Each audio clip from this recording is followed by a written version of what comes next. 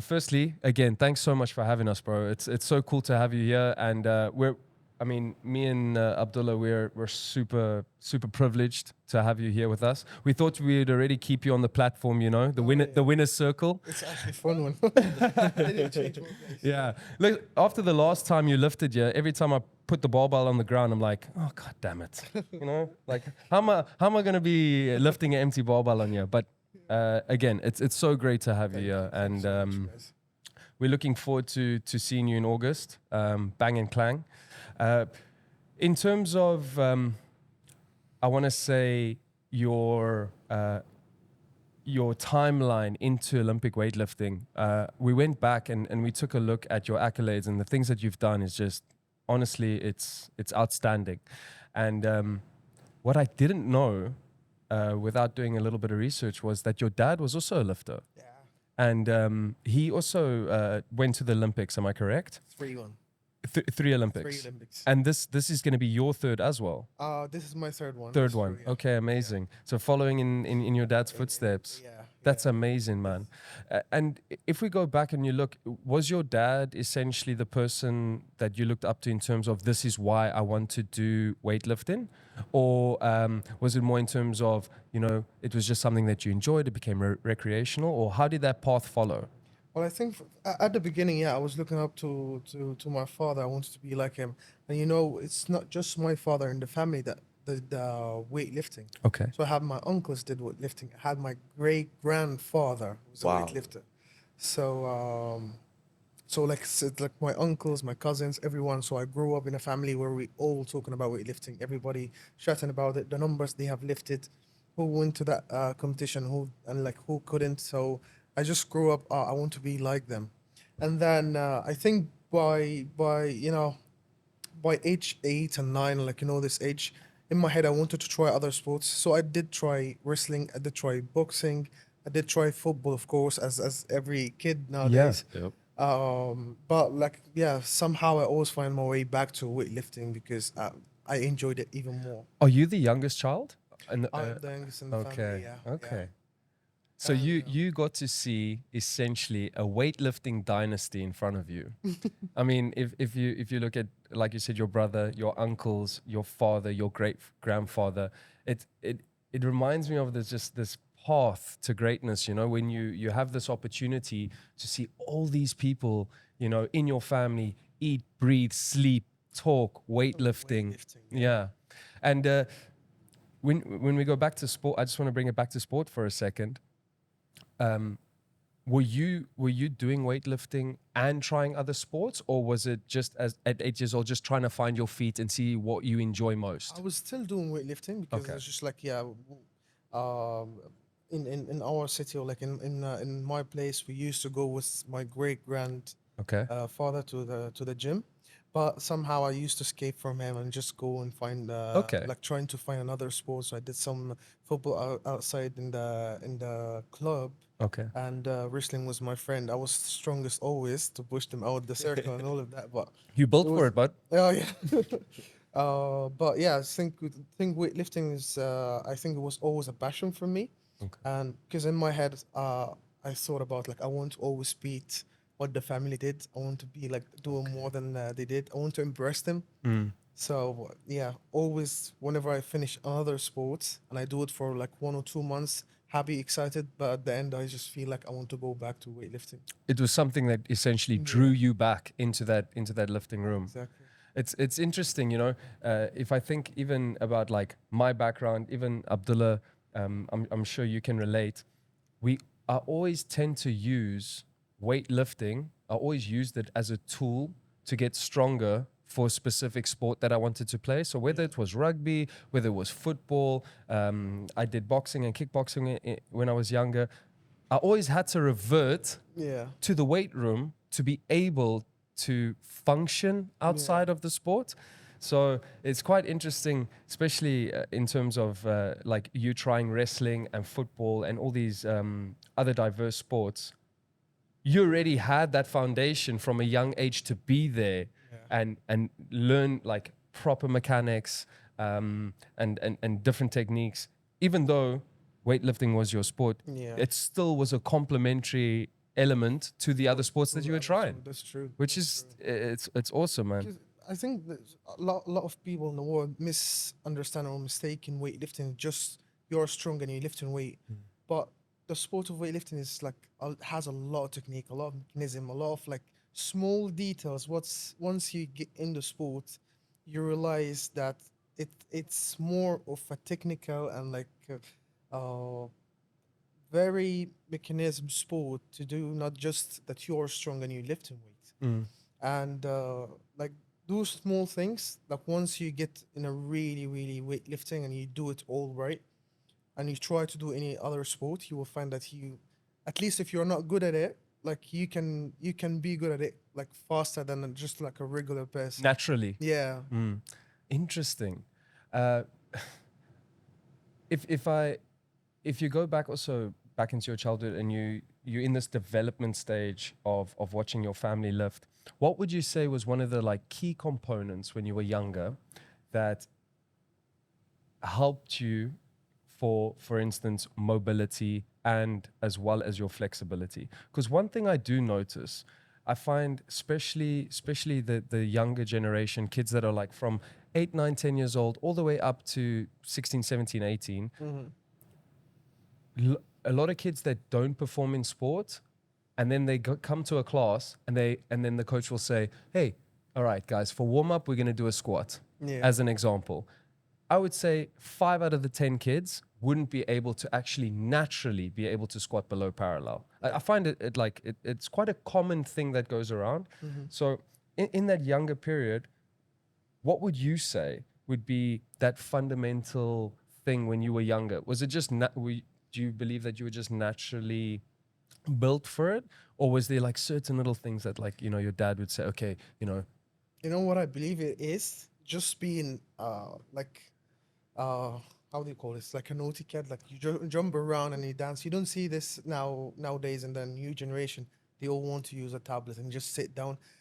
What helped us as a kids when you go out and play in the street and fall down and get up, those things build inside you a rhythm, a coordination that helps you doing any sport. I think that's why you miss it in so many other like in so many new kids nowadays, because they don't go out, they don't try to play in the street and like fall and get up and do like all the sports that we used to do as a kid, jump like over each other, like Absolutely. all those things. I think those things like do really help. It's like compound interest, because you're 100% correct. 9 times out of 10, even when I was younger, I'll never forget the day I got my first PlayStation.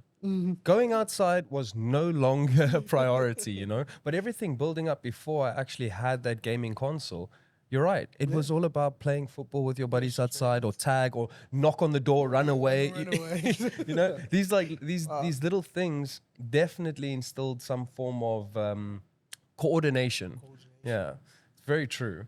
Very true. And I have to ask you as well, what do you think would be more beneficial? Stronger deadlift or a stronger back squat?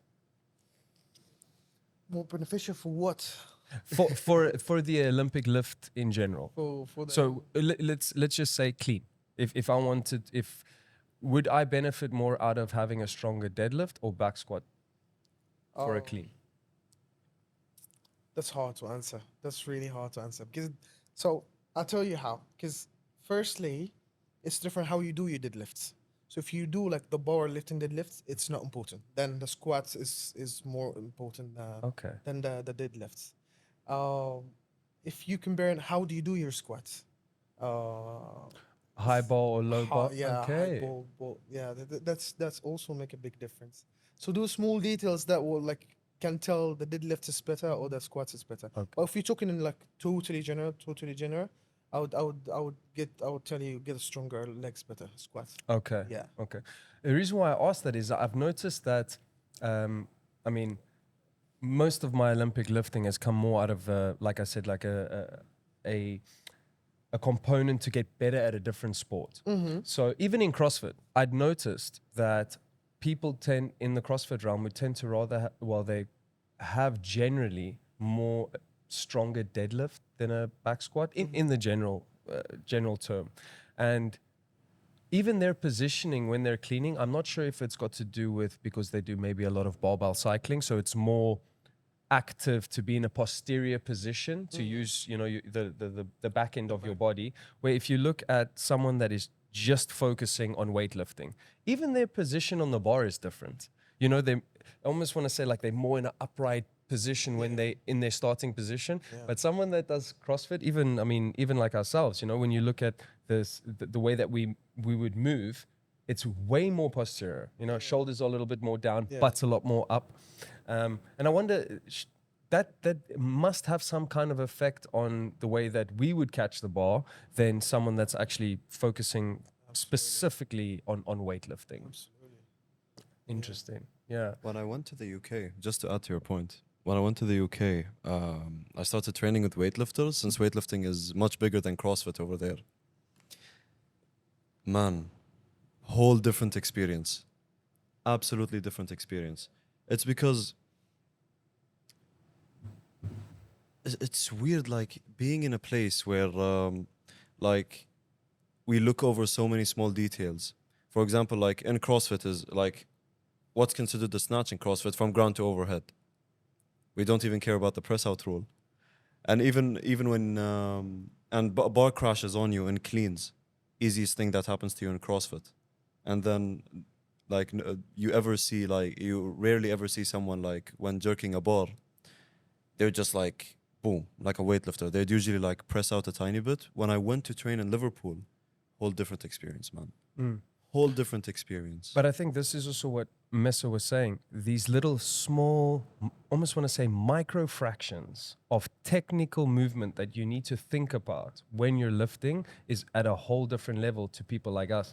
Because for us, all we want to do is get that bar from the floor to over our head without worrying about getting injured. Where, you know, I feel like we've got a 3-step process, you know, be tight, take a nice deep breath, pick the bar up And just above the knee, jump, catch, and then God forbid whatever happens afterwards, we've made it. Where, you know, your step process is, it's like micro fractions, you know, of the way that you hold the bar, the position.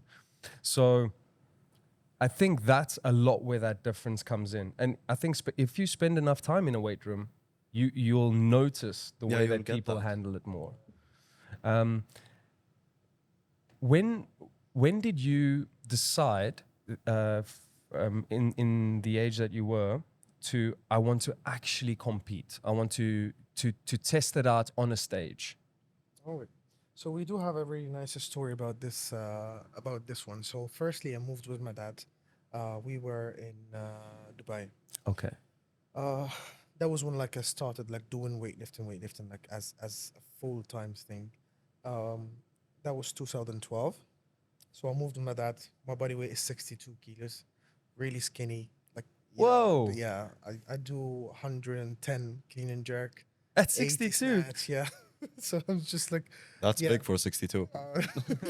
For me, it was really small, and I remember I moved out was my dad. We were staying together, and then I was doing just like until then I was doing weightlifting as just like as a hobby, just like because it's a family thing that I had to do.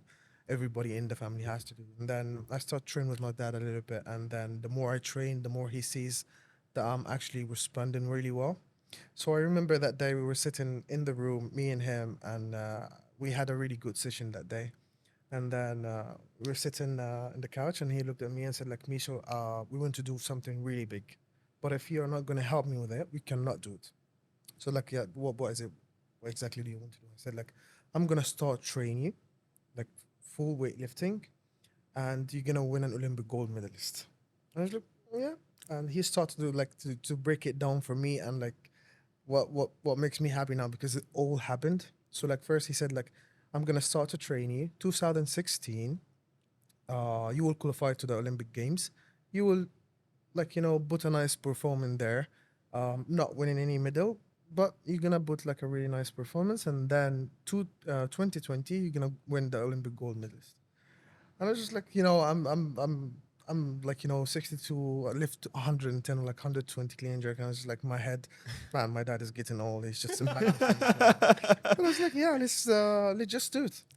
And then we start to train like full time. My dad actually like bought a really hard schedule for us, from sleep, waking up, food, nutrition. He was looking after everything. I remember I was studying at this time. Like, he be waiting outside my school with two bottles in his hand, one water, one juice. So he makes sure that I'm hydrated, and like he gives it to me, and then like we head back to the training. Stayed in the training for like 4 or 5 hours. We just train, and then we get back to the house. The food is ready. He cooked himself, so we had like a really full schedule. And then we did our first international competition. That was 2014. The one I told you about was 77, and we did in it an official youth world record. The world record was 182. I did 184 and 77, and I was 16 years old. Oh, That's Yeah. inshallah. amazing, bro. And from there we start to the process of the weightlifting. We did actually qualify to, as he just mentioned and said, we did qualify to the 2016 Olympic Games, Rio. We placed the seven. I was the youngest athlete in weightlifting. I was 18 years old. And then from there we start to build up for the Tokyo 2020. So whenever we're talking about anything, like any plans in my life, it's like after the Olympics. Anything we plan, studying after the Olympics, do things after the Olympics. We Okay. just keep saying that. And yeah. When it comes to dedicating yourself to a specific sport, does it become lonely? Is it quite a I feel like in terms of preparing yourself to be the greatest you can be, sacrifices need to be made. And that's friendships, university studying, college, whatever the case may be. But to dare to be great, Yeah. things need to be put on the back seat. And when your dad spoke to you, like you said, you were 12 years old, and he's like, all right, we've got this plan. This is what we want to do. Did you really believe it? Or was it more in terms of, all right, dad, Uh, whatever you say? I wouldn't say 100% believed it, but I believed in whatever he says. I think I believed in him more than I believed that this could happen. Because my dad, like, as a kid, I knew whatever my dad says, it is right. It's not just gonna happen. Yeah. Um, like, even through the process, we like, you're gonna do next week 140. Impossible. Next week I do 140. This, you're gonna do this and that. So like, for me, when he said that, I couldn't believe in my heart that, I can be an Olympic gold medalist. But my dad said it. So Okay. like, yeah, then that's mean it's gonna happen. That's really special, man. Yeah. That you had more belief in your dad than you did yourself. Yeah. And I think through the process, like you said, your dad confidently telling you, listen, tomorrow we're doing 140. Yeah. Okay, whatever. And then as you hit that belief in yourself starts growing. Yeah. Because he's essentially building the foundation for your confidence, where it was, you're my father, I respect you, I love you. Whatever you say, I will do it for you. But psychologically, he was actually preparing your mind, your confidence to be the person you are today, which is, it's amazing. The fact that you had this family that had a lot of faith in you, that did believe in what you were capable of. Essentially, I feel like your dad actually saw talent before you believed you were talented, Yeah. which is amazing. In terms of doing that first international competition, did you do any small competitions before that to prepare yourself for the stage, No. or everything was in the weight room? It was my first competition ever. Wow. Yeah. Okay. So all preparation was then done essentially behind closed doors Yeah. at home. We did a few, like, I don't know if you call it a competition, like a close, Mm. competitions. It's just like in the training hall where we just like pretend that this is a competition. We fix like a platform, and like Okay. we do warm up in a different platform, and we go there and like we do our three lefts, and if you miss, you don't go more. So like, Okay. kind of just get your head into like the atmosphere of a competition. Okay. But as a competition stage and like all those, no, that was my first one. Okay. So that's quite interesting. So you created the environment of the main stage at in your training camp to be able to give you that feeling of what's about to come. In that first comp, how was the feeling of having people around you watching you? Oh, it was fantastic. It was great to be be on the stage. I had this since I was young. I don't know like if it's I think it's a good thing. It's just like I never had that fear being on the stage and having people watching me. I might actually like it. So Okay. like whenever I have attention around me and just people looking, oh look at this left, it gives me the push to do like more. Wow. So like yeah, I think the minute I stepped up on that stage and I saw like people staring at me and waiting for me to do that left, I would tell you the first one or two lefts I was kind of like shaking, but like the first like since I did like the first left and I saw people cheering like clapping and I just like forgot about Adrenaline everything. I kick. just like yeah, just like let's hype them up. Yeah, because stage fright is quite a big thing. Like I know of a lot of people that actually never made it to the big stage only because of that reason. If they were in the, especially, I'm talking, I can't talk for weightlifting per se, but specifically like in the fighting industry, like in terms of wrestling, jiu-jitsu, I know a lot of people that on the mats, they were amazing. Yeah. The best in the world. If you had to take the Abu Dhabi world champion, you brought him into into this coach's arena, he'd smash him. But as soon as he went onto the big stage, he that stage fright was real. It was real. It's quite a that in itself is a skill. Yeah. It's a skill, and I feel like sometimes, like you say, for you it was a natural feeling. You got there when you hit that first lip. That was essentially your dopamine hit. That was like, oh, okay, I want more of So it's this. like, yeah. Yeah, I want more of this. That's amazing. Was there any mental prep to, for instance, get onto the stage? Do you have a routine, like exactly, what you're gonna do before you actually touch that bar? I know a lot of people have these. What's the word? They have like Rituals. these cues. Yeah. That's it. Yeah. They have their own ritual. Like I wear a specific boxer. Oh, okay. Okay, great. But I think this you build this up with the years and the more competition you does. Like I did not have this at my first competition. But the more you compete on and the more you get like on the stage, you have like those things that you do that makes you feel the best out of yourself. Okay. I do have this like fun thing that I love to do. It's my thing that I really love to do. So the night before the competition, I dress up my competition gear, the suit, everything like the singlet, the wristband, knee sleeves, weightlifting shoes in my room, and I just like stand in front of my mirror, start to perform all my six lefts, and imagine in my head like I made them all. I shared for the crowd. I won the gold. I received like my medal, and like I imagined the celebration, how I did that lift, how easy was it, how did I jerk it, everything, and I just like take it off, go to bed. That's amazing, man.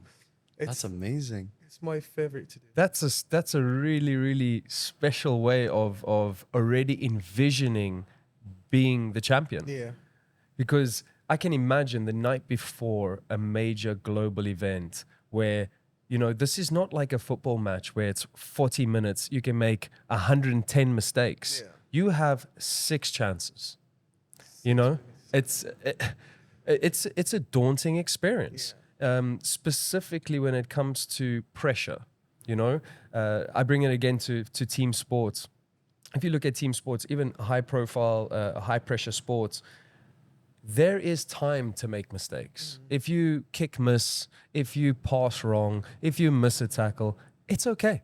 Just go back, in 2 minutes time, shake it off, drink some water, and don't worry, you're going to be fine. And you can repeat that for 90 minutes.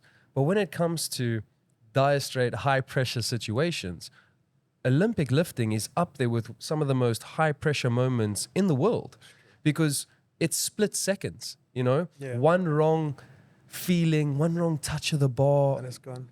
it's gone, It's gone. Is there a rule? I've never gone to go watch an Olympic weightlifting comp, but is there a rule in terms of crowd cheer before the lift? Yeah. Not Yeah, no. okay. They So just I think whoever like cheers for weightlifting once they come in the competition or like the crowd area, they understand like once you step on the bar, everybody went like goes silent. Okay. Uh, It's just a mutual understanding. yeah, like Okay. they all do it. Okay. Thank goodness for that. Because, Yeah. I mean, I could just picture somebody getting to the bar and another, let's go. I tell you honestly, as an elite athlete, with the time you learn how to just disconnect yourself from everything in the Tunnel world. vision. It just like yeah, like I tell you, I get up on the stage, I step in the bar, and like, if you tell me who's there, I cannot see nobody. So with the time, you just get up in there and you just don't see no one. Okay. Like even some people say like I was there, I watched you, I was cheering for you, and you're like oh yeah, but in my head like I did not hear anything, I did not see anyone. It's just like all I can see is the barbell and myself up there. Okay. And like yeah, with the time you just learn how to do this really good. So you be smiling at everyone, you be chatting, you be laughing, but inside my head there's no one. Boom. Yeah, Completely zoned in. completely zoned. Do you think when you, again, let's just bring it back to your childhood, did you ever go watch any of your dad's competitions? I don't know, I didn't catch him compete now. Not. I did watch my brother, Okay. my cousins. All They right. were doing good too. Being again, being in that family circle where you had family members that competed at such a high level, being in that crowd, did that give you quite a bit of understanding of, like, I also want to do that. Yeah. Like I also want to be on that stage with that light on me, being able to lift all these heavy weights. We can say this is also one of the things that built in that confidence, because I saw them doing and performance really good, and being as a high level athlete makes me feel like yeah, like what would be scary up there, they did it, I can do it too. Okay. So you know, All right. uh, So looking at them, essentially, you almost grew through them. yeah, When you watch them do these lifts, it was it's almost like just part of your lifestyle. This is what we did. This Yeah. is what we do. Yeah. Where I feel like a lot of people that start a new journey and they start working towards this goal, if you don't have that experience, that's where, like we spoke about, that stage fright actually kicks in. But you're already in this So dynasty bubble, where you were used to that environment, used to that high pressure situation.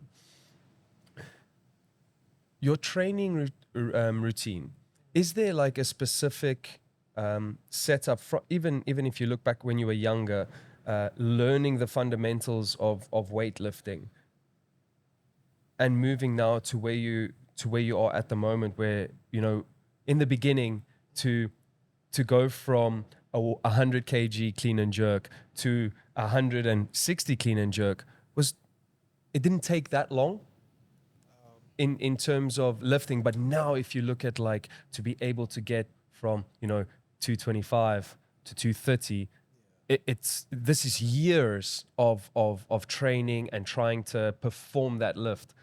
Has your training routine changed over the years in terms of trying to? absolutely. Is it? Your training routine always change, and this is actually one of the things that coaches does. They trying to apply the same routine on all the athletes, all the ages. But the truth is, the training routine changes like different when you're young, when you like, it's different from your body weight. Uh, Everything changed with the time. Even like your weakness point, your muscle, it's changed from time to time. From when you're young, when you're old, like you get like new muscle that you need to build up. Some accessories you cannot do as young kid, and you can do as an as an old elite athlete. So there is things that I used to do when I was a kid. I do not do it now. It's impossible to do it now. And there's things I do now like the coach did not let us to do as a small kid. So like it's always changed. It's actually changed from a competition to a competition. Okay. All So right. like So yeah. your camp Mhm. is designed on whatever your next big objective is, and your program will adjust around that competition. Very interesting. Okay. And if we dabble into the training aspect, uh, when you were younger, going through hours of training, what was the average training protocol per day? Did you guys split it up, or was it, for instance, finish school, come to training, You do 2 hours of X, then chill, come back in the evening. So, I think we had pretty much the same, timing since I was young. Like the training program has changed, but it's pretty much the same timing. We used to do 2 sessions every day, all the week. Our first session used to be around 11, 12, 1 o'clock, depends if I have a school or not. And after that, my second session, so afternoon one, starts from 5:30 to 7 or 7:30. So those were the main session. I think we had this all the time.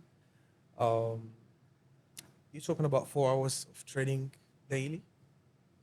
So yeah, It's long, man. yeah. Okay. And rest days? We didn't have. Okay, we do have rest days, but we don't call them as a rest day. So we call it positive rest day. Okay. So one of the days of those, like one of the days, you just go to the training hall. You do like some stretching. You go do sauna, ice bath. Okay. Some accessories that you actually need. That's our rest day. Okay. Like a recovery protocol. Exactly. Okay. But as a rest day to not go to the training hall, I don't have any of that. All right. I can What? tell you from the 2012 to 2016, that's 4 years. I did not take one day off. Wow. Like even the days that I got sick, I still went to the training hall. Dedication, that is. Real dedication. That is quite interesting to know that even on the days that you were resting, you were still doing specific protocols that were going to benefit you each day to stay on that progressive graph to grow.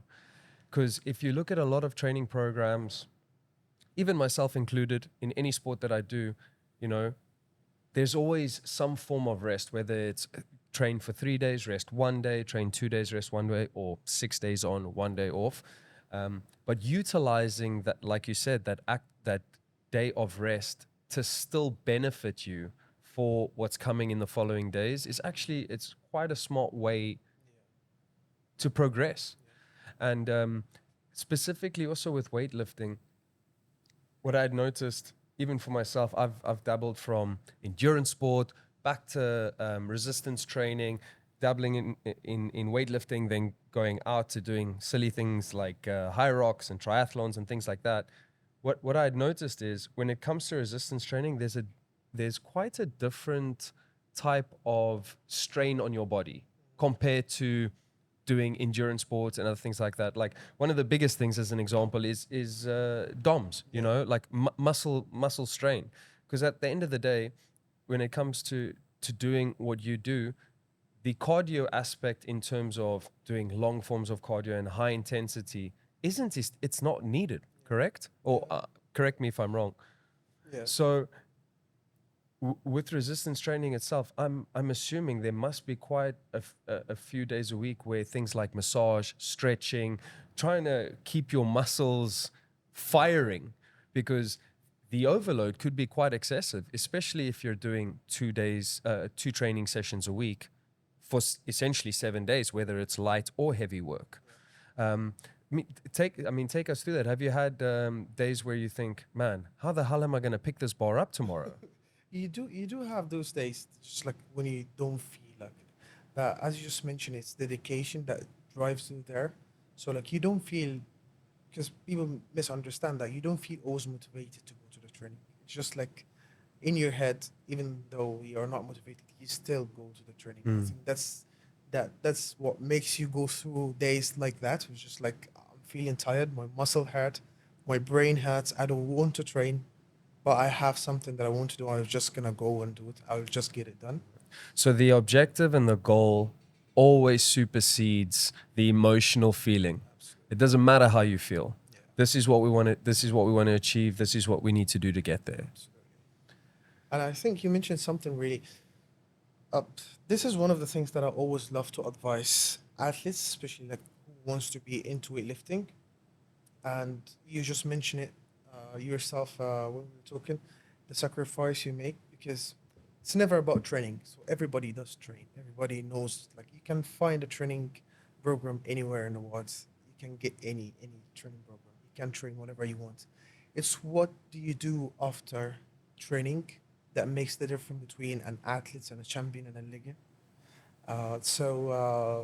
Like yeah, like if you train 4 or 5 hours a day, you have 20 or 19 hours the rest of the day. What do you do with it? That what makes the big difference in the high level athletes. And as you just mentioned, it's the sacrifice you do uh, that like make the sacrifice you do in those 19 or 20 hours that makes the difference in your like in your performance and like how good you're doing. The rest you get, so like friendship, you don't go out, you just rest, you try to be in your bed, just doing like creams in your in your knees and your bones, trying to get it to recover faster, like all those details that makes the huge difference in your performance and to make you to get to the next step. Bro, it's a bit of goosebumps going on because I was thinking of this statement people make where they say, everybody wants to be the best.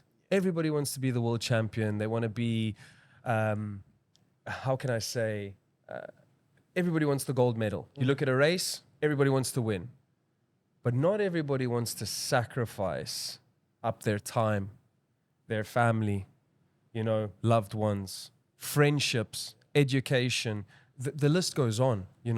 And as soon as someone says, "Oh, I want to be X," or "I want to be Y, I want to be the best at this," and you tell them, "All right, no problem, let's do it. But just remember, for the next 10 to 20 years, you're not going to do this. You can't go out. You can't have time with your buddies." The mental state of that person that you speak to, you'll immediately be, there'll be doubt Yeah. of, I don't know if I kind of want to Yeah. offer up going to the movies with my girlfriend. You know what I mean? That's Like true. there's so many sacrifices that you have to make to be the 0.01% of the world. And even then, you don't know if you're going to make it. So you get offered the opportunity, you have to do the sacrifice, and only by a chance you could be the best in the world. Yeah. And I think that's why there's so far and few between normal people and world champions, because those people are willing to do that 0.01%. I mean, I can tell you now, I'm sitting here today.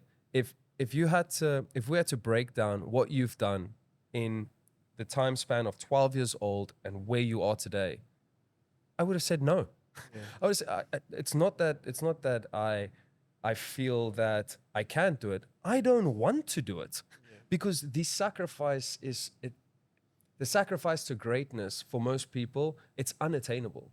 So I mean, if I look back at your life and what you've achieved, not once, but over now going to be over three quarters, it's amazing. Yeah. It's amazing, and it's a beautiful thing to have these conversations with people like yourself that are at the highest caliber of their sport, and realize that what you've done is merely almost impossible to the average person, because those sacrifices they've taken up your life. Yeah. But for greatness, Worth it. it was worth it. It was worth it. Amazing, man. It's so beautiful to see, honestly. Um, just coming back to training again, could you give us just a taste of essentially what a day in your life it is, or what a day, how your daily routine would be? All right. So as I was telling you, we have everything like calculated, everything just in time, and that's why we always try to keep it be. So I do wake up at 8 o'clock in the morning. Our breakfast at 8:30. So we're doing this 30 minutes, some stretching. Go to the breakfast. Our first, so we get back to the rooms, we get ready, fix our, training bag, everything. We go to training 10:30 to 11. We finish by 1 o'clock. We have our lunch 1:30. You take 1 hour nap. You wake up. You get your coffee. Then you go to training. You leave 4:30. You start 5 o'clock your afternoon session. When done by 7:30, have dinner at 8:30. You got 1 hour to hold your phone or do whatever like activity you like to do. On Instagram and all these things. And then by 10:30 you in bed. 11 you sleep. I've been doing this for the last 12 Precise. years. Ever so precise. I've heard that schedule before. Trying to get him on the podcast. I feel honestly, I feel privileged. Yeah, It's an unbelievable privilege. That I mean, just that schedule. It's so aggressive in terms of dialed in.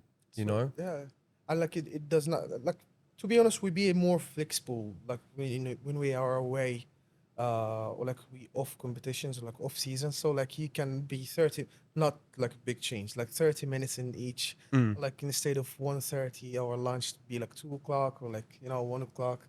Breakfast I can take like 30 minutes nap.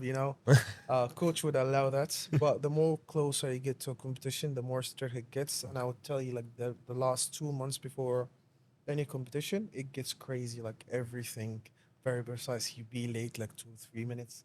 You find the coach calling what happened, what's wrong. Like it just like gets really strict. Okay. Asking about how strict things get. How was your first Rio Olympics? How was your first ever Olympics? It was good. How strict was that? Like, was that something different to other competitions you've joined in? Yeah, yeah. The Olympic Games experience always different, always different. Like the atmosphere. And for me, 2016, as I was mentioned to you, I was the youngest in weightlifting. I was at this time I was 17, 18 years old, and me being at the Olympics and competing with all my favorite athletes, seeing all the elite athletes in the world competing around me, it was just like being a crazy experience for me to be like the first time at the Olympics, and not just in weight, like seeing weightlifters, seeing different athletes from all the world, like high level athletes. Whenever I walk in the restaurant, you find one of the big athletes that you see in TV, and you're just like, look at this. And it was really exciting experience to be at. And being in the Olympic stage 2016, I remember I was competing at the 85. I was competing with two of my like big athletes in the world, so Keanu Shorstami and Tian Tao.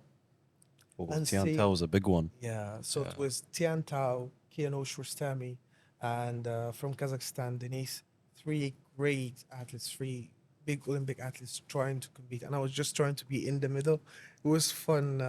It was fun experience. And How's the mental block? Like, I'm trying to imagine what you're trying to explain is just I could never imagine it. Like, how did you deal with the stress? I would tell you I was stressed in this one. Or like maybe I would tell you I was distracted more than I stressed. That's the truth.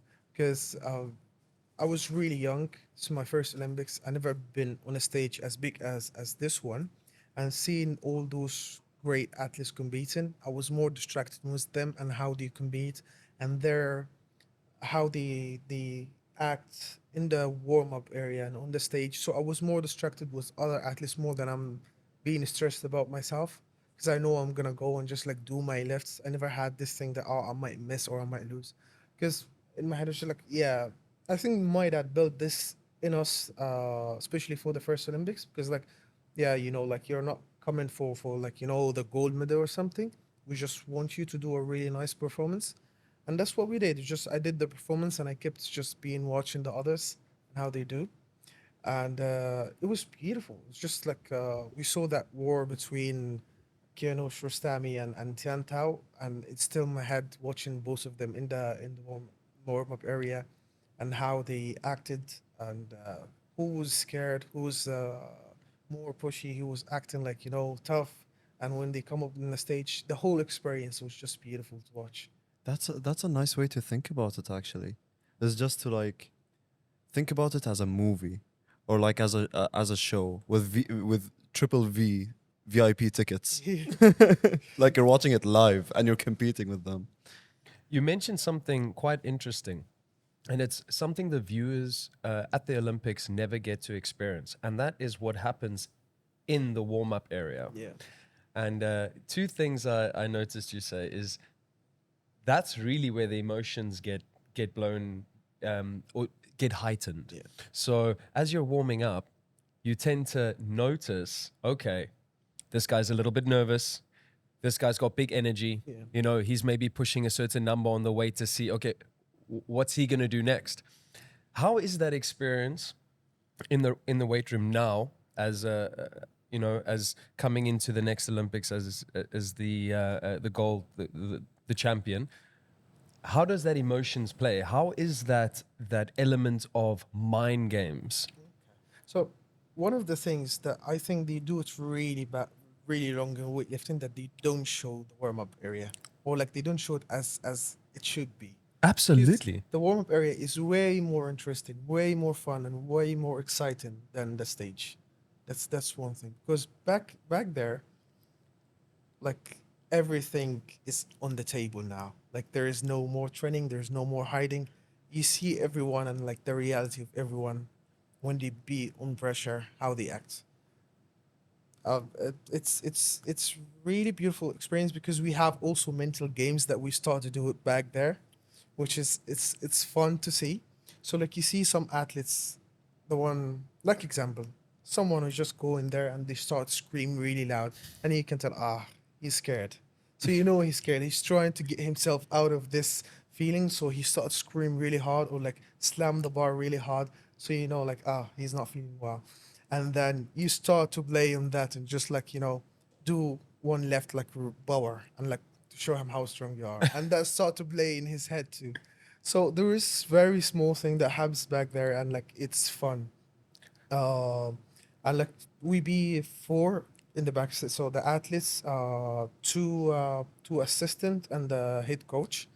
So that's the play that they game. So the coach goes send both of them to the high athletes, like your competitors, and to watch them, and you see how good. So you see from the left, he feel like he looks good today. He might hit this number or that number. How was it? Those all things happen back there, and people don't see it, and it's so fun. I can imagine it being essentially like a movie, Yeah, yeah. like you say. It's The mind games start yeah, in the warm up area. yeah. It's actually a great thing that you say that, because that would be quite a nice thing for for the people of the Olympics, or the people that handle the videography and the televised section. Let the viewers see, Yeah. let those mind games begin. It gets really interesting to know the psychological thoughts of an athlete too. So once you like, but it needs you not to be competing. I wish like I'd be in big competition. I'm not competing, so you can look at the athlete's face. So you're gonna see so many. Uh, we always say that like for two athletes. So let's say you lift 200, I lift 200. We both go to competition. There has to be one get the gold and 1 second, and your mentality what makes the big difference in this situation. Um, so you see this true mentality of a person on the warm up area, how strong he is, but inside, not as a muscle, inside his heart, how strong he is. One of the competition that I was just mentioned to you at Rio, uh, Kianosh Rustami and Tiantao, because when we went there, Tiantao was stronger than Kianosh. I'll tell you like 10-1, stronger in everything. Just like if they competed together in like squats, Tianta was stronger, bulls, Tianta was stronger, snatch, clean jerk, anything. But mentally, Kianosh was way stronger than him, and that's how he win.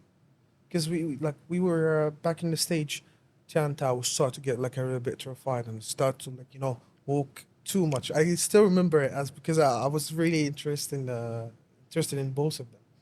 And yeah, Tiantao start to a little bit freak out and just walk around the hall, and like he sits down, get up, sit down, get up, do his lift, and he's just like you can tell from his face that he start to, you know, not feeling mentally strong. Despite Keanu Rustam, he was like way calm, way steady. Um, that's one thing of Keanu. She's just like acting like, oh, I'm the strongest in the world, and he just waited until everyone started their warm up, and he did not warm up until everybody started, and then he started to do his warm up, and yeah, and that's just like waited for him to go his first left, and I remember for the clean and jerk, uh, so in the snatches he Tiantao missed two of the snatches, and in the clean jerk missed two of the clean jerk, and just Tiantao just waited until he finished his last, put the 2 kilos up, and just went and won the gold. Insane. So just mentally happened, Yeah. and do small things. I think the camera in weightlifting they never showed, which is one of the most important thing they need to do. Just show those small details, way more interesting than the lifts you do.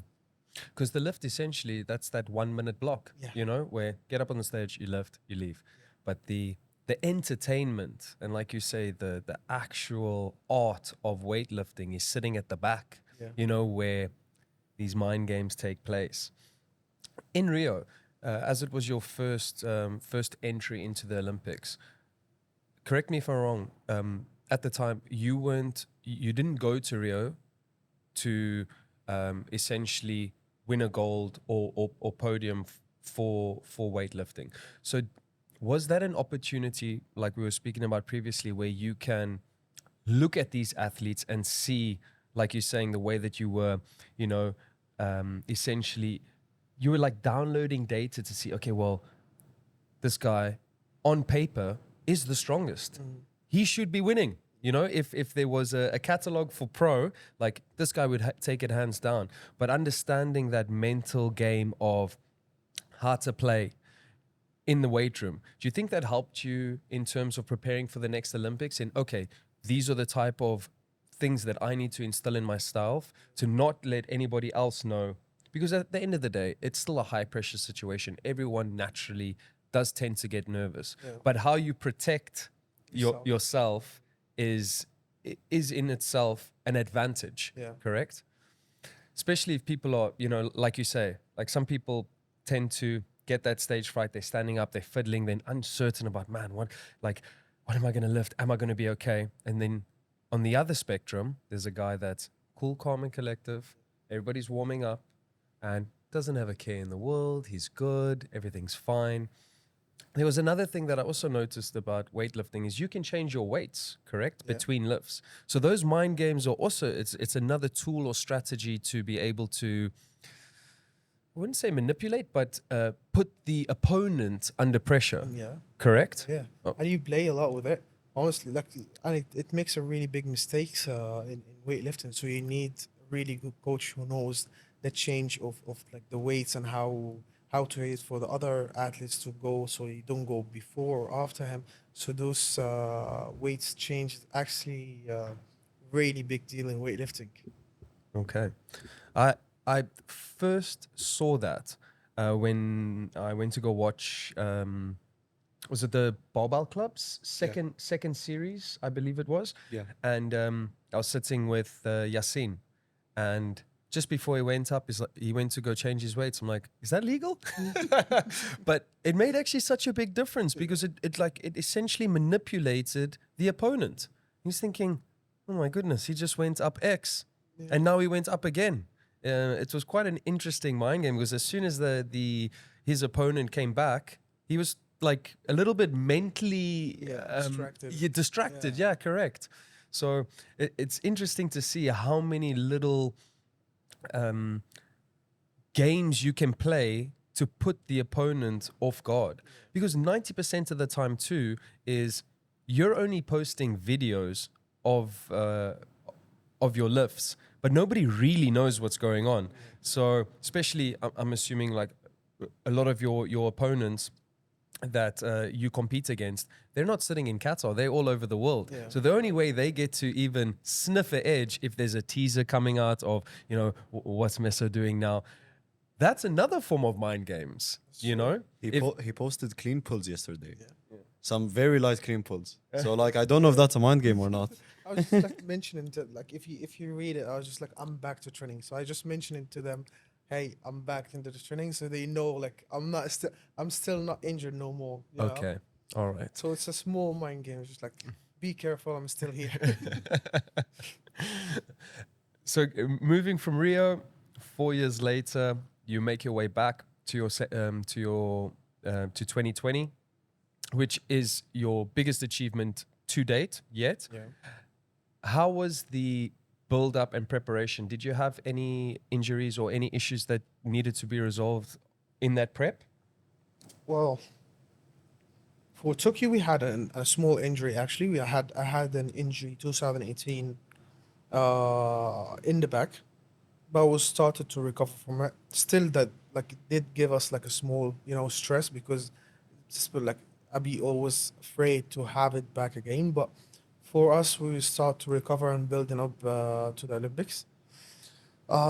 Training for Tokyo was totally different than Rio, and even the mindset, the training camps, everything will start to like appear, and just like I start to get more experience from my competition, and like through the years and all the competition I went to.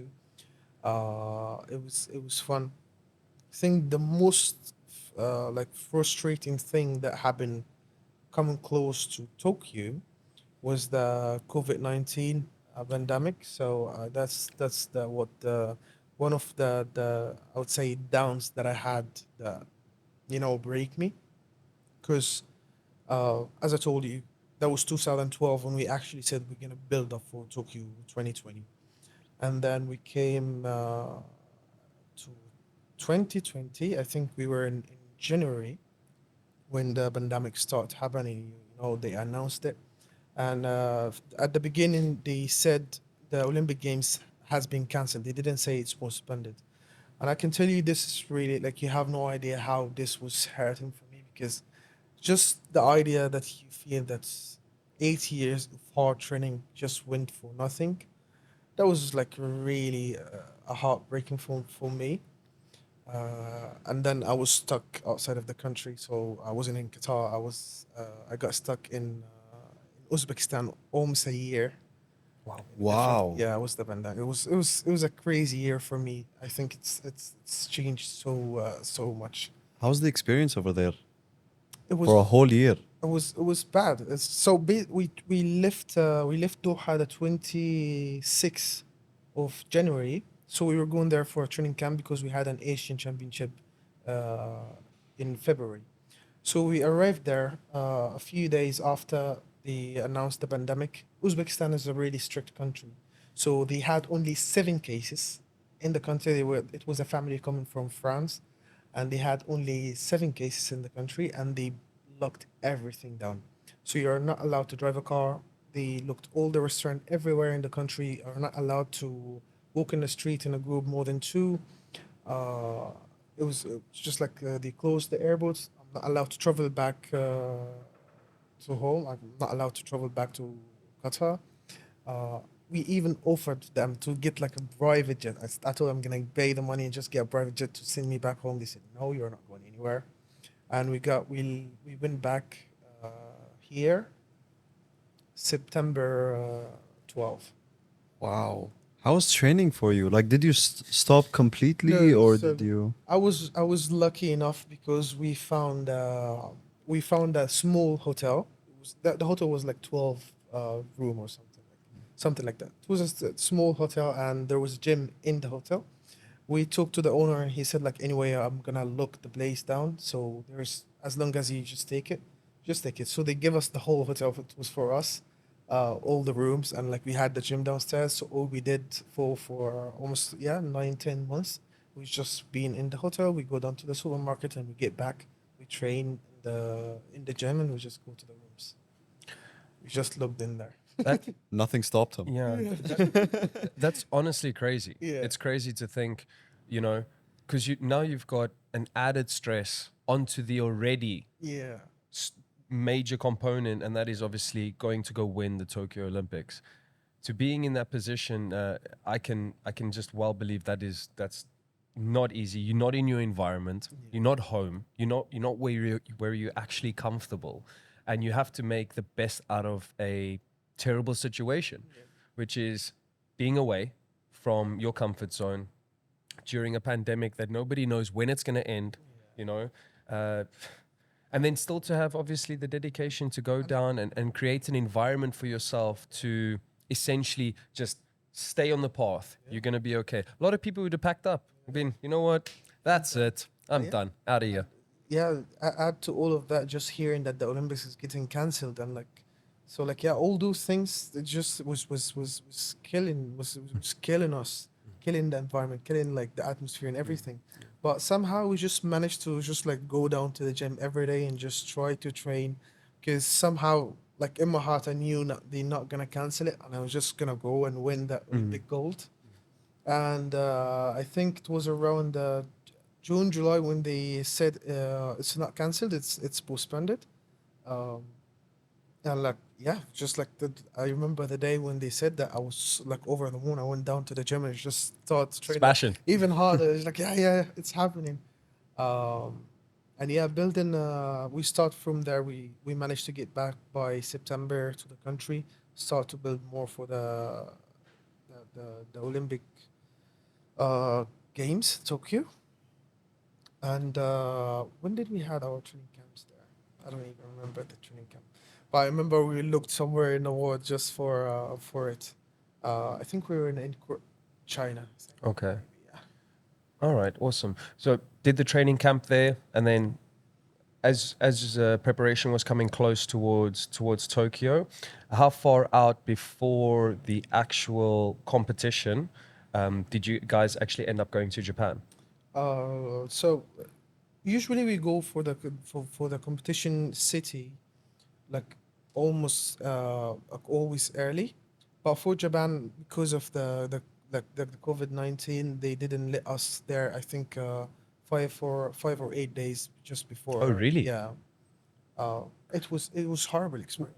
What is the time zone? What was the time zone like between China and Japan? Is it quite relevant, like in terms of the same time zone? So no, we were not in China. Oh, We were not in China. We were somewhere in closer to here. I don't even remember the training hall.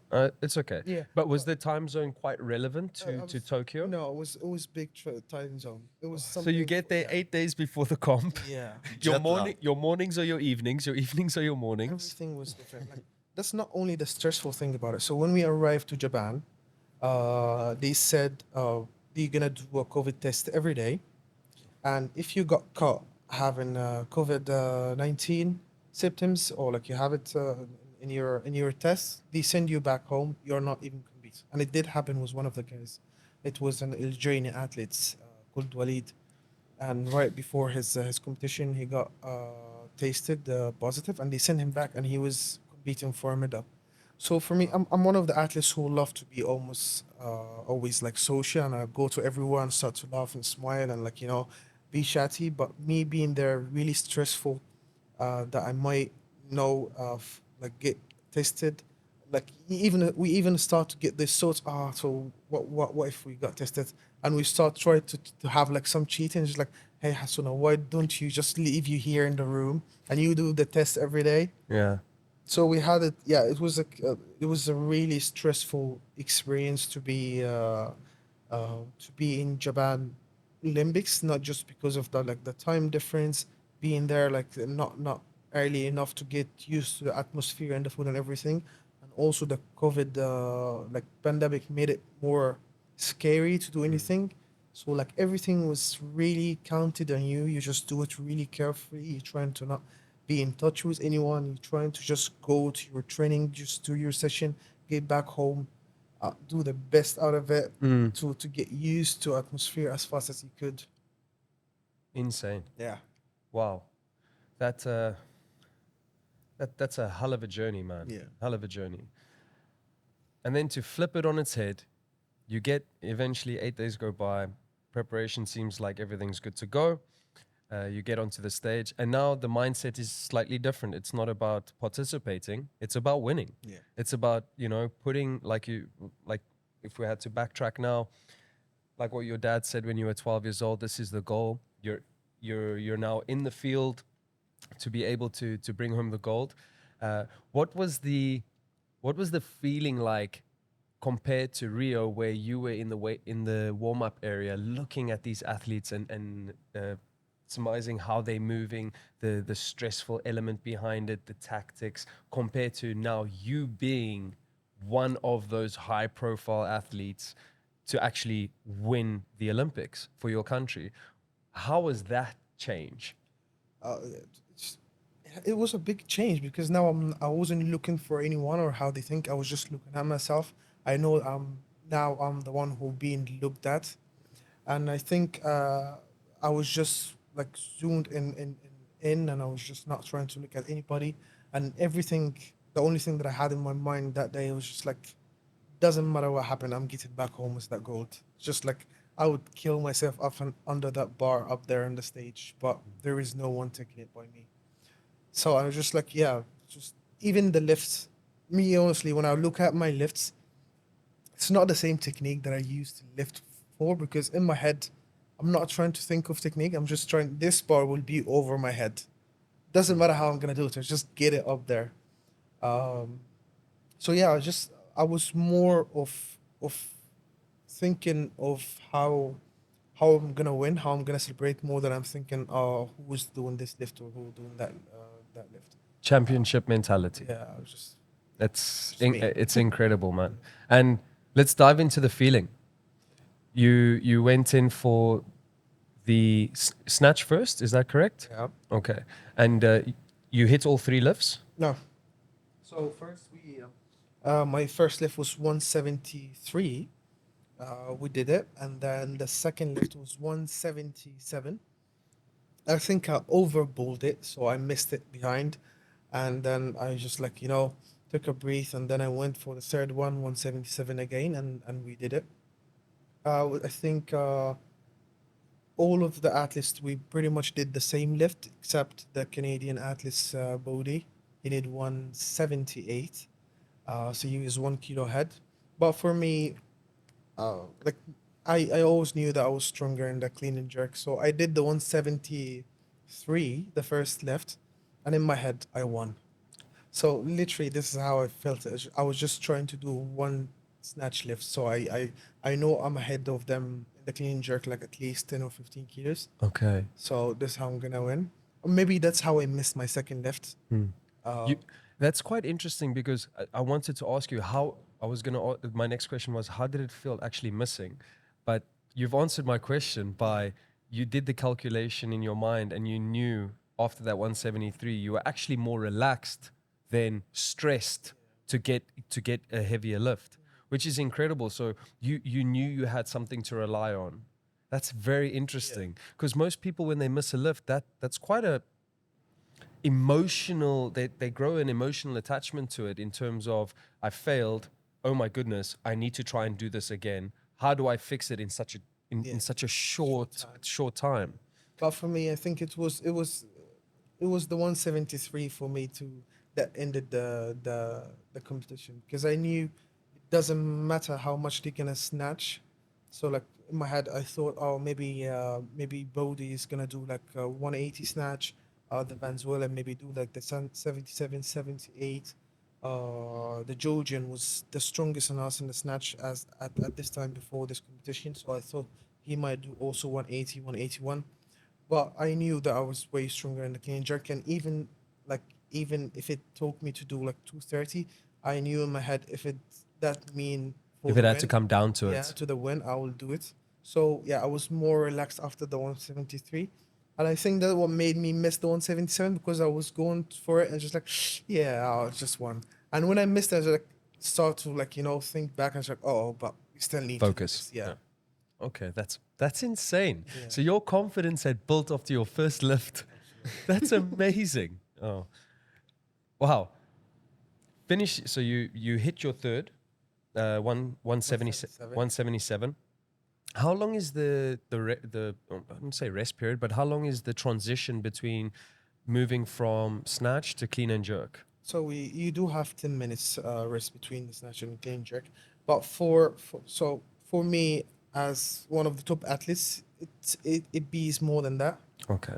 So Because you'd be on the top end, yeah, okay, so of the yeah, number. your All right. number would be like at the last. So like the first few athletes have be going like for the three lets. So if you say there is 10 athletes, you're on the top three. So you're talking about 7 athletes. That's each Cycling, one's yeah, yes, I each get one you. is 3 minutes. So you just calculate it, and you find you have like 30 minutes Okay. of a rest In, or like that's of a preparation. A all right. quick power nap between the snatch and a clean and jerk. Listen, with that type of weight, I would need 6 days to recover, bro. Not 30 minutes.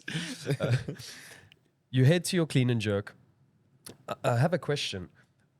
In terms of starting lift, okay, how do you usually gauge what your starting lift's going to be? If you know what your potential whether it's a PR or going for a world record, how would you initially decide on your first lift? Is it based on the day? So in that warm up room, how you feeling, how you moving, or do you have an initial? All right, we need to be within X to be able to achieve our third lift at Y. I think it would be about how do you feel, firstly, how do you feel that day? How good your preparation is, and how did the other athletes did, and how did you do in the snatch, and how they did in the snatch. So it has a lot of Okay. elements that. Okay. So let's say like I got like I lost by 2 kilos in the snatch by the strongest one in the group. So my first lift will be 2 kilos over his first lift. I see. So I'll be always on the top. You be so whatever lift he does, you put 2 kilos over it and you just go for it. And Okay. so and if you are big like you are way stronger than him in the lift, so you make your first lift 2 kilos over his second lift. So he does his second lift, you go 2 kilos over it. He try to go 1 kilo over you, 2 kilos over you, and then you go your second lift, you win the match, and then the third lift, it's yours, you do whatever you want. I see. So Okay. it has so many elements and small ones that you have to, put it in mind before you go. So sometimes it's actually really not about what you can lift. No, no. If you already know what your peak number is, you can already start playing the mind game from your initial lift, Absolutely. essentially. Absolutely. So this is how we love to do it, or this is how the coach calls it. So the first lift for the competition, the second lift for the win, and the third lift for the crowd.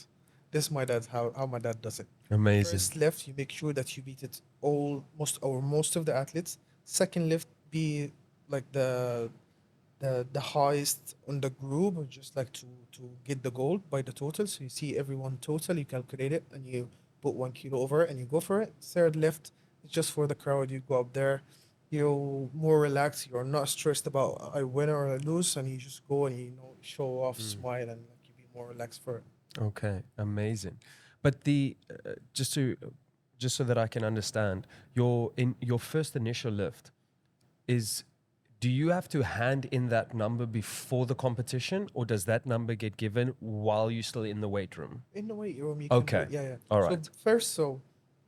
first in the weigh-in time, you just put your starters, and those starters cannot be less than 20 kilos from the total you have sent.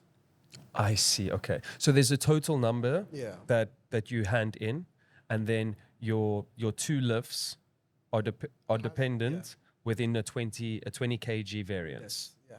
Yeah. Okay. All right, that makes sense. All right. So you have leeway Yeah. to play the game. To play, yeah. I You still, understand. yeah, you still have a limit to it. Okay. Okay. Which is actually quite a big limit in Yeah. terms of high end performance when it comes to people that are actually trying to not just participate, they want to win. Yeah. I mean, it's a big variance. But Interesting. It gives you more room to play around the numbers, and you just see the other athletes and how they did, and how like you change is gonna be Okay. in the warm up area. It makes it more fun, and that's the thing that I was just talking about. Like they need to show those things more on the TV. Mm. It's way more interesting just to see how the coaches play with the number back there. That's co- what. Sorry to cut you Yes, off. go. That's what ATG does. Yeah. That's I've also seen you in a lot of videos. And the Chinese lifters, the European lifters. You see a lot of hype that's being built up in the training hall. So like you start to know who's the contender, who are the big guys, because like you could open up the internet now and you could look up like X's total in the last competition, but then you don't know how the other guys improved. But like when the videos come out, you're like, oh, he did this for two. He power snatched this, or like he power cleaned and jerked it. You get what I mean? Yes, absolutely. And like I've seen a lot of videos of you, especially in the last World Championship, the one in Phuket. You did 170 for two, and 180 for one. Yeah.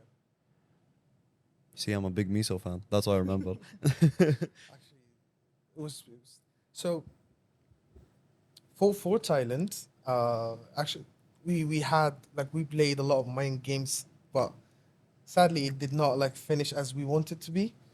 So when we first went to, it's been really long time since I did hit like big numbers because I had so many injuries recently after the last Olympic Games.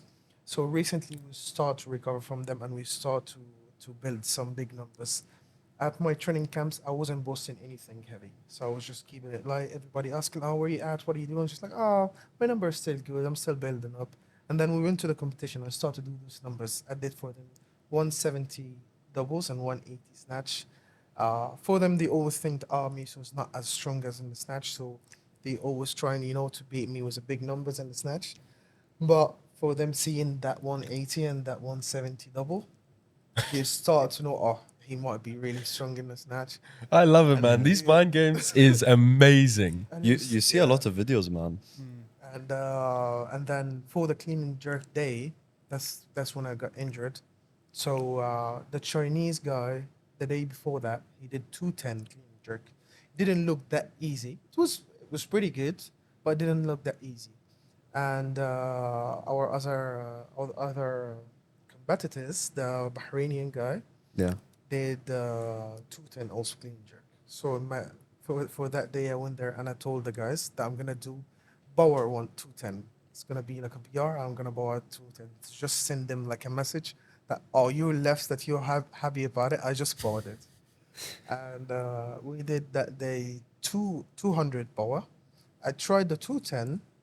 Was I wouldn't count it power. They said it might be, but I would like almost half, and then I went 200, 210, 220, full squat clean. And then I went for the 230. I said I'm gonna just put for them a show. They will never forget, just to scare them all off. And then I went for that 230 where I got myself injured. So, yeah, basically I just felt like some pain in the abductors. I tried to push the weight over my chest. I hurt my wrist with it. But if we finished that like show, would have really been really fun to get the reaction at the competition. I've seen a lot of articles of you actually being ready to break that world record of 232, which Li Huanhua actually did in the competition. And I was actually looking for videos. I was like, where's Miso? It's because I see like all of these I see like the Chinese lifters. I see everyone who in the 102 category. I'm like, where's Miso? He has videos in the training hall.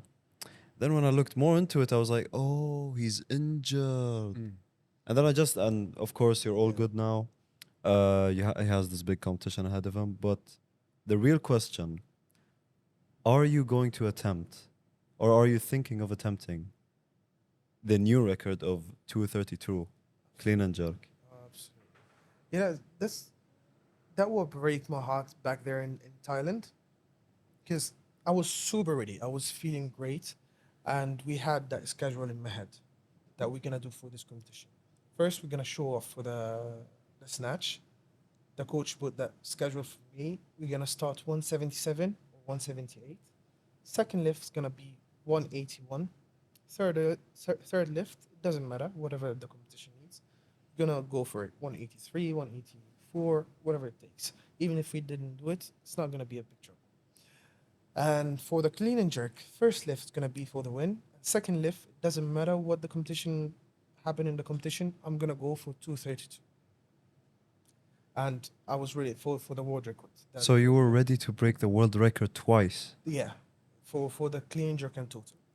And that will break my heart really the most because I got injured and I went to watch my competition, the 102, and the Chinese guy who you did exact schedule that I was supposed to do.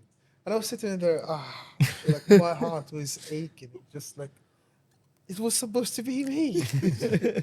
Yeah, but I was so ready for it to do it. And like I know 100% if he did, even if we went to this competition and he did the 232 before I do it, I would have gone for 233 and I would still have done it. You guys built up a rivalry before the Olympics. I'm looking forward to it. Absolutely. Absolutely. Absolutely. Your so just to finish off Tokyo, uh, you hit your snatch. You already knew in your heart it's coming home. How was that feeling? Standing in front of the crowd, getting this gold medal put over your head. Ah, you overwhelmed. My heart was so full to even know what I'm talking about. Like, how do I feel? I was just super happy, and yeah, I finished that last lift, like, which is I missed because I was super happy. So I did the 225 was an Olympic record, and then we went for the world record. It was 231. I went for 232, and I was just too happy to just try it. So I was walking up on the stage, have that big smile on my face. I know I won. I see my dad is happy, my team is happy. I look the the His Highness Sheikh Joanne, who's sitting in the crowd, very smiley, very happy. Uh, the president of the federation, everyone is just like the crowd is cheering. So I was too happy to just try it, to even try it, and yeah, just get into that like the middle time, and just have that really big joy in my heart. And all I could think of is just like all the things we have been through to get to this point, and I'm trying to remember the injuries or the pain or anything, and everything seems to be fine, okay. Like, we had a really hard time building up for that competition, and as we just mentioned, like injuries, obstacles, really terrible back pain that I had to take some injection for it. Um, the pandemic, COVID-19, so everything just started to flash in my head, like all those things that we've been through, and I was just so happy, and everything seems to be really worth it. And in my head, it's like, even if we go back in time and I have to feel all those feelings again, I will still do it just to get to this point. Wow, Yeah. it's crazy, man. I'm just thinking back now of talking about even from your childhood, just to think about at 12 years old to get told this is what I believe you can do, and you're sitting there. I mean, me at 12 years old, I can't even tell you where I was and what I was doing. I remember being in primary school, still playing hand tennis against the wall. So to be in a position where you have someone that believes in you from such a young age, where you still have no idea, you don't even have faith in yourself yet. And then 8 years later, at again 20, super young, ripe years of university, and time where you could have spent it with friends and enjoying yourself in academic like an academic era. You're instead, after 8 years of sacrifice, standing on the world stage at a 20-year-old, getting put this medal over your head must just be an enormous, overwhelming experience. And actually, I, I wonder, or I believe, when that medal gets put over, it's like it was worth it. All that sacrifice, like you say, you do it all over again, double down on it, just to have that feeling. It takes a special person. I can tell you that. This is again a 0.01% of the world that have that drive, that that fire in their belly to be the best. Moving from Rio now, from Tokyo, we're 4 years down the line. How does that deload come into play, where you've had all these injuries compounded over the 8 years of training? I mean, I'm sure anybody that's picked up a barbell before, have done any resistance training, it's especially at a high level sport, injuries always occur. It's just the natural thing, no matter who you are. If you want to be the best in the world, you have to sometimes do things that other people aren't willing to do, and that can be costly. So having all these injuries along the way, pulling up your bootstraps, you win the gold medal. You've got 4 years essentially to build for the next one. Was that on the cards, or were you thinking of retirement? No. Well, firstly, we didn't have the 4 years. We had 3 years because they suspended the Olympic Games Oh, yes. 1 year. We Correct. had it in the 2021. So Yes. we had only 3 years building up for the next Olympic, which is Yes. Paris coming up. So we didn't have that much time to get that rest. I would say so. This is one of the experience that I actually had after Tokyo. It was just really weird experience for me. As I'm telling you, we started when I was 12. That was my goal. Tokyo 2020, you getting a gold. So anything in my life, it was all about that day. Yes. Me after getting my medal, won the gold, and I immediately had that hit. Just like, what do I do next? Just like, what happened next? I just like everything I've done in my life for the past 8 to 10 years was just to get that medal. Just like now, I don't know what to do. And I had some, of course, the coach gave me 1 or 2 months off after that Olympic Games, and then um, just knowing what to do after that took me sometimes too. Because as you said, I like do now. Do I retire? Do I just like open a business and just like sit down home? Do I finish my college and study? Just trying to figure out what do I need to do now was also when you're mentally just like you don't know what next. I took some time off and then starting to know that I want to build up. I try to take time off of weightlifting, but being away from it always felt weird. So I come at from 11 to 10, and I'd be awake, sitting in my room, and just like I should be in the training hall now. Just like what do people do at this time? And I come to around the afternoon, my training time, like from 5 to 7 7:30. If I'm sitting in a coffee shop with my friends, I feel weird. I feel there is something wrong. It's just like when you're nervous, like you have to do something, but you're not doing it. You don't know why, even Like a what. naughty So school like boy. yeah, it's just like I'd be sitting outside with my friends in a coffee shop, or just like somewhere, or like sitting even at home, but I'm not in the training hall. I kept having this feeling. It's just like I feel really bad. I feel there like that I'm doing something wrong, but I don't know what is it. Until I was just like, no, I cannot take that. I was supposed to take, as I told you, 1 or 2 months off, and I took 1 week, 10 days, and I went back to training. I didn't take any times off more than that. I just went back to training immediately, and I was just like, oh no, I want to be back. Okay. I want to build up for Paris. All right. Yeah, So that decision got made immediately during that time off. yeah, Okay. pretty much. Yeah, 10, 12 days after the Olympics. I Incredible. was just I would have packed my bags. I'm telling you now, if I won that gold, I would have packed my bags off sailing. Thank No, you very much. my feeling was Ticket in hand. just literally, especially that time from 5 to 7. I'd be sitting and like I have this something. I don't know how to explain it to Like you, a but dark hole, empty it's just like space. empty space. It doesn't matter how many people sitting around me. It doesn't matter what I'm doing. I'd be sitting in a party. I'd be having like sitting with so many people that sharing for me, but I'd be sitting around them and I feel lonely. I feel like I'm in a wrong place. This is not my place, or this is not what I want to be. Wow. Like so, I was just like send me back to the training hall. I Yeah. want to be on the platform. Yeah. So yeah, immediately it's just like I did my my 1 week or 10 days holiday. I still went to the training hall just like to enjoy. I just walked around, going to the gym, coming to Irada, just going to the other gyms. But I wanted to be, especially from at this time where I train, I wanted to be at a gym. I wanted to be on a platform. Incredible. Yeah. The fact that that was that was your safe space.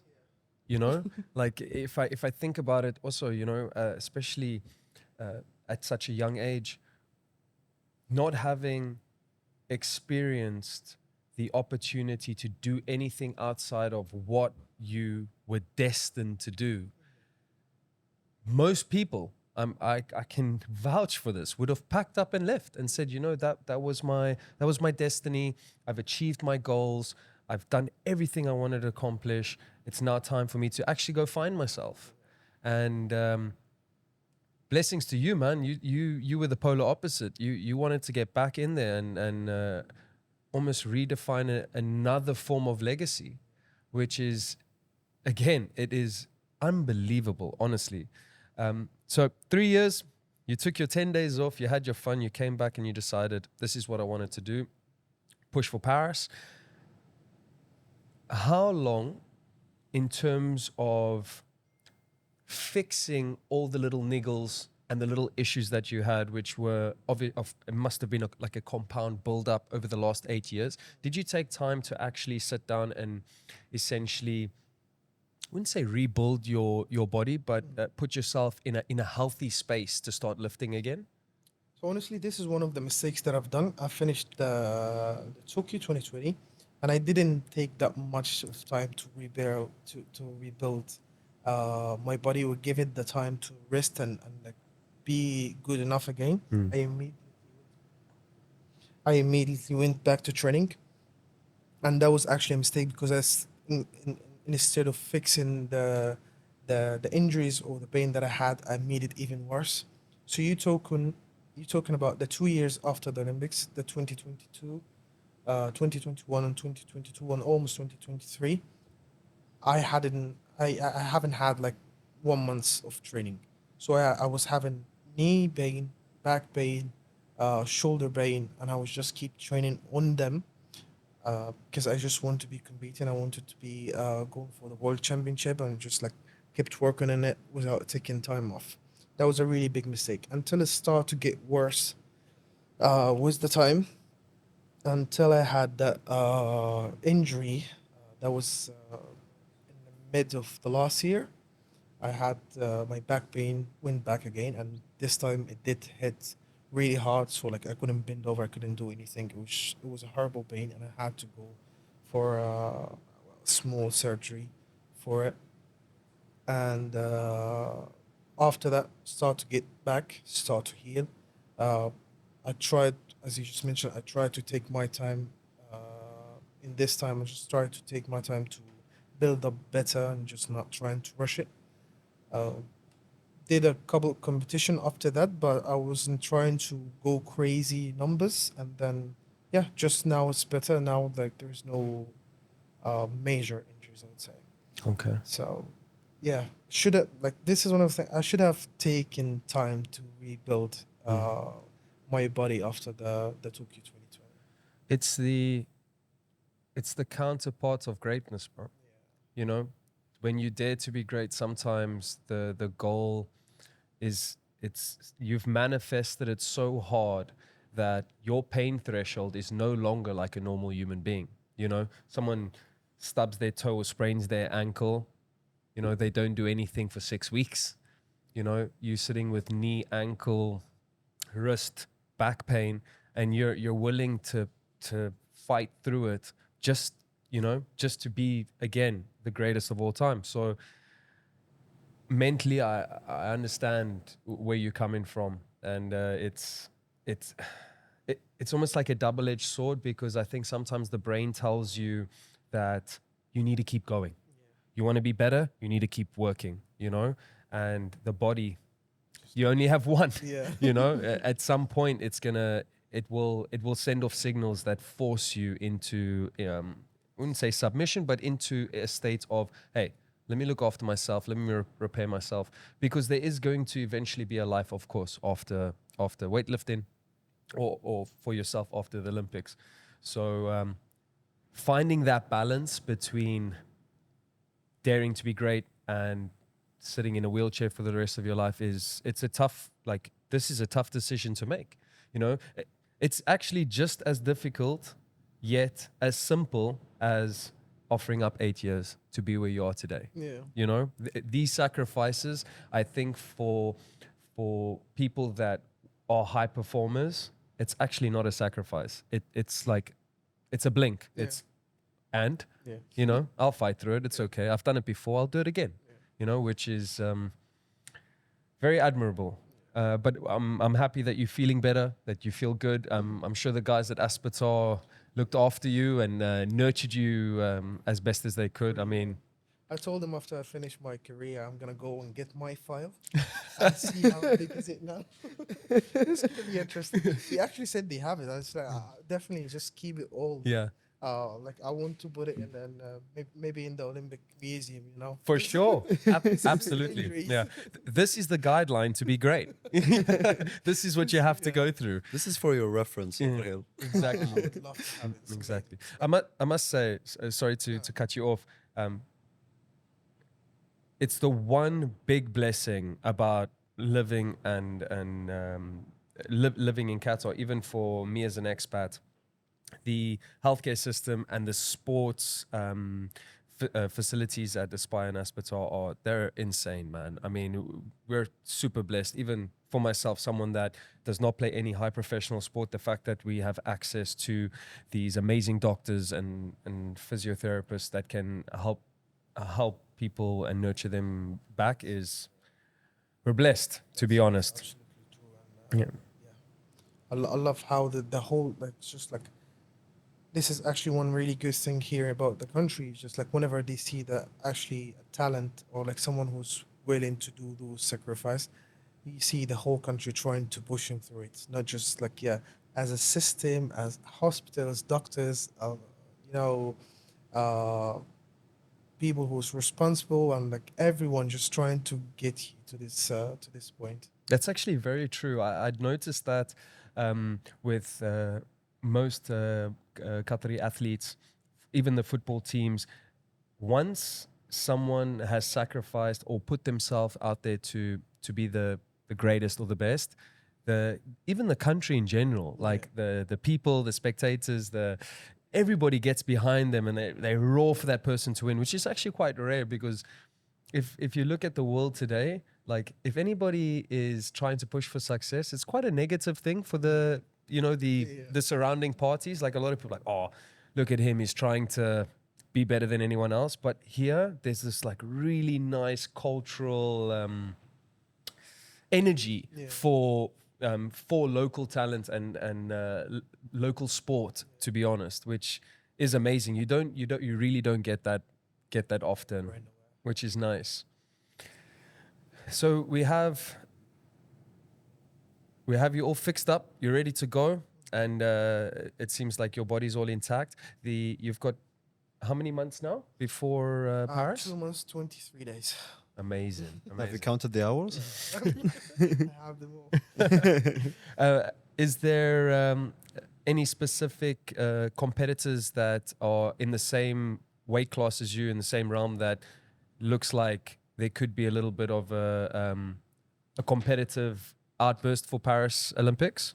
Well, definitely the Chinese guy. Okay. Definitely. You the Bahrainian, really strong in the snatch. If he did or if he managed to push himself a little bit in the clean and jerk, he could be a really dangerous one. Also at the Olympics. Um, who else? We have the Armenian, also the same as the Bahraini, strong in the snatch, really strong in the snatch, but still far away from the clean and in the clean and jerk. If he managed to get it a little bit stronger, might help him to be also a tough competitor. This year or this Olympics, honestly, it's way stronger than the last one because as you know, they canceled the old weight classes. They gathered 3 weight classes in one, so it was 96, 102, and 109. They removed the 96. They moved the 109. So whoever was up there in the 109 going down to 102, and the guys, including me in the 96, went up to 102. So you have 3 categories, 3 really big athletes from Three divisions. yeah, 3 divisions trying to compete.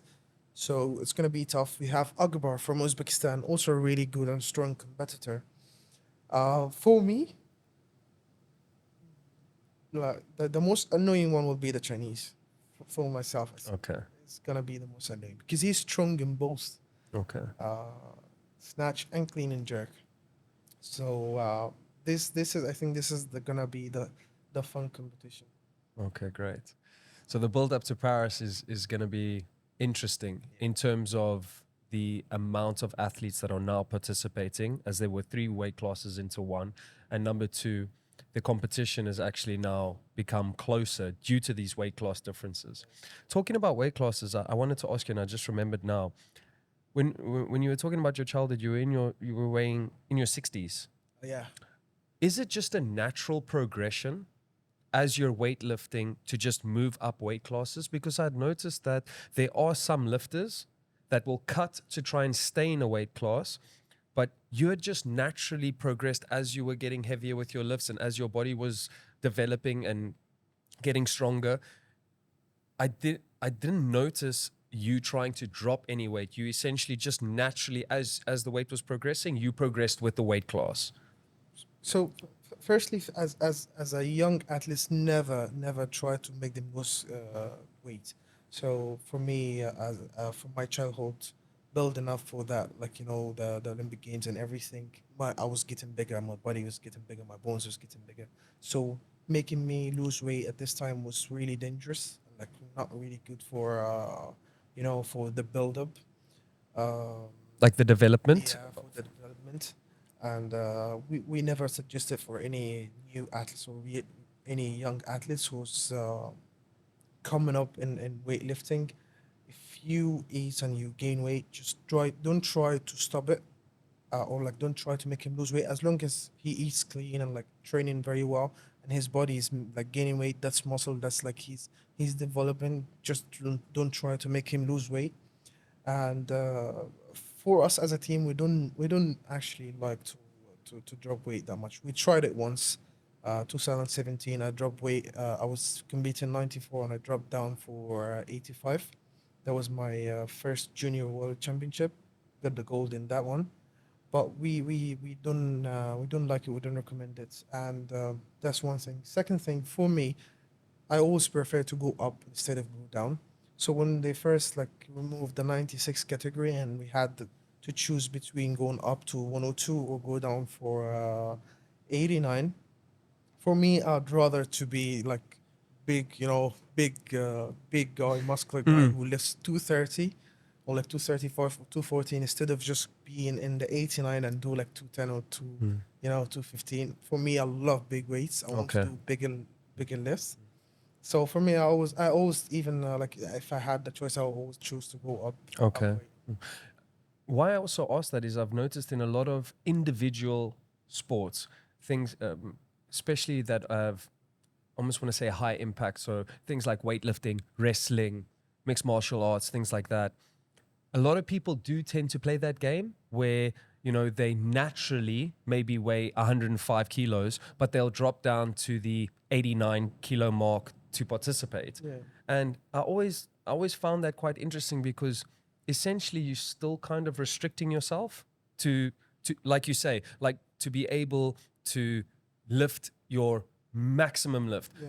To be able to do that at 89 kilos, you've already restricted yourself, correct? Mhm, Because that's true. you're sitting in a position where your body weight reference to the weight that you want to lift is now you've come to a clash Yeah. where you keeping yourself open to one, you're going to feel better because you're not cutting weight, because people also don't start cutting weight 2 years before the Olympics. Yeah. They do it 6 months before, where they're sitting at a certain, oh, we got to cut weight because I want to enter this.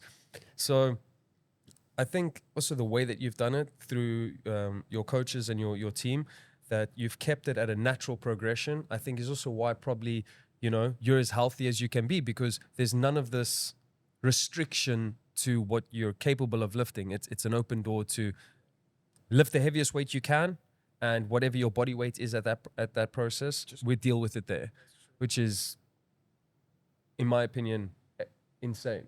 It's a really smart way of allowing the athlete to essentially be the best he can be. Yeah. You know, uh, I have a question. Who's gonna win the gold in Paris? Absolutely me. Let's go, baby. Absolutely. Um, There is no doubt. I always tell them because I could tell, like recently in the last couple of years, I could see a lot of people trying to doubt it and just like don't see it no more. But nobody gives a care unless you win. That's the thing is. So like if you try to say, "Oh, I've been through a hard time, I've been through injuries, I've been through this and that," just like people don't listen unless you win. So that's what I'm trying to do, just win, and then I'm gonna tell them, "Oh, you doubt me not winning because I had this and that and that." Um, but for me, I believe if I had the chance to train 3 months or like those 2.5 months that I have now without pain, there is no one on planet Earth can beat me in the 102. It's just, yeah. Reddit is going crazy. There's you've pushed a nugget for me, and that is nobody remembers who came second place. Yeah. The name on number 2 never gets remembered. People only remember the person who won, the person who came first. You can be a split second or half a kilo under the world championship, and you can express yourself as high as you want. No one's going to remember. And like you say, all the niggles, the injuries, the complaints, it's at the end of the day, it's just words in the air, man.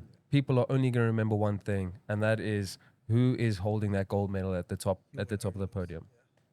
Yeah. That's listen, it's an amazing story, and I think, you know, leading up to Paris again, listening to your background, your family heritage, the dynasty that you've come from, it's an amazing story, and I know we all going to be rooting for you. I just have one last question. You have any dreams and aspirations after weightlifting? CrossFit, maybe. Hey, bro, give us a chance. I actually thought about it. I do enjoy CrossFit. I'm not a really big fan of, cardio. I've tried it, a couple of times here coming to Irada, and guys they start to knock me and just like trying to push me into classes. I've done a few before. It's really hard, like, but that's maybe because I'm never used to it. I never done it before. But actually, one of the things I thought about, just like that to CrossFit, try to see how good I'm gonna do. I'm gonna have to go find a new sport, bro. Man, I saw this guy do toast to bar. It's like Tiger Woods snatching. It's Just like, comfortable. bro. No, it's like, bro. Why aren't you holding a barbell? Why are you doing toast to bar? There was another thing I also wanted to ask is in Qatar, is there any weightlifting federation? Or sorry, I know there's a weightlifting federation. Is there any weightlifting clubs if kids want to start learning weightlifting? They want to develop. Are there any clubs indoor that people can actually go to? So honestly, we start to building this recently. We're trying to make like a weightlifting community. We try to push some new young athletes into weightlifting. So we have our coach like host a few young athletes in our training hall Okay. to come and watch and like try to get to know weightlifting more. And I think in the future we're just trying to get done with the Olympic games. And in my opinion, that's one of the things that I want to do in the future. Just like to open our own club and just try to build a weightlifting community in Qatar, and maybe in the future we'll have like Qatar and the whole world like one of the biggest name. Oh man, I think that would be an amazing contribution back to the country. To be honest, I mean, to learn from not even, I mean, yourself and your family it'd be an honor for people to come in and actually learn from the best in the world. I mean, at the moment as it stands, I know quite a couple of people come and lift at Irada. People that even non-CrossFitters, they come and they try it out. So I mean, shout out also to Nabina and Hamadi.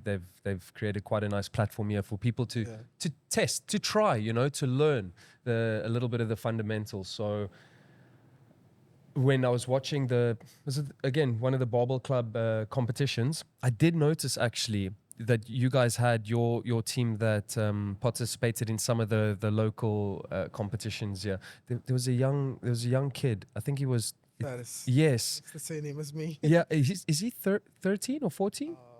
Yeah, he's 2009. I don't know how old is that. 2009. They are 15 years old? Yeah, he's 15. 15. Yeah.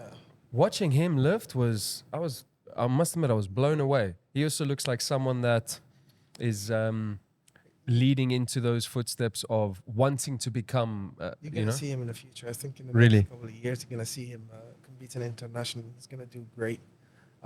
Really beautiful kid, and like really have this, passion to be also a great weightlifter.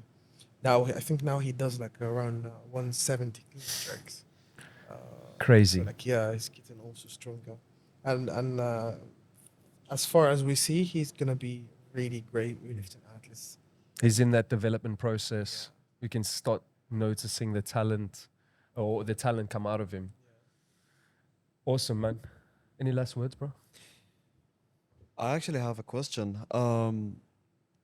Since you mentioned younger athletes, do you have any advice or anything for the younger generation who aspire to be like you, a Olympic champion? Um, wha- First, we want you to try weightlifting.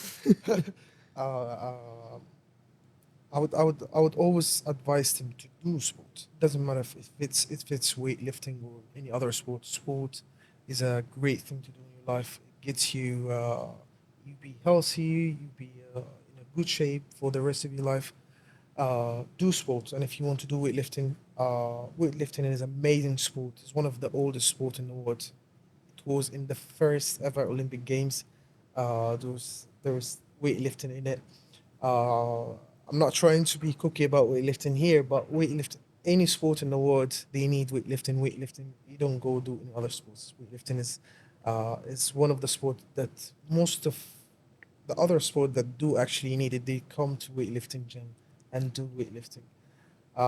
Very technical sport. So uh, I know as you see it from outside, oh, you just need to be strong and lift weight. But weightlifting is a very technical sport, very mental sport. It builds in you a really strong mentality that not just good for the sport, it's good even for real life. To be in life, it makes you really immune for so many bad situations that happens around you, and you're gonna know how to deal with it. So just try it out, and if you ever try it out, you're gonna love it. Once you get in love with this sport, there is no way out of it. You're just it's with you in your life. You're just trapped with it. You're Just hooked. trapped. You're hooked, Yeah, man. yeah. It's You start to do crazy things too. You start to do rooms in your house and like trying to build, you know, the foundation of the house more stronger so you can drop the bar. You start to think about nonsense stuff. sleeping on It's platforms just instead like, of beds. Bro, well, again, thank you so much for being on the pod. And again, from all of us, we love you and we wish you everything of the best for Paris. We know you're going to bring home the gold, and we can't wait to watch you break records and do what you do best, overcome obstacles, and prove everybody who the real champ is. So we thank you so much. Also, big shout out to Brandex, Here Coffee, and of course the one and only Irada Fitness. Love you guys, and thanks for the support.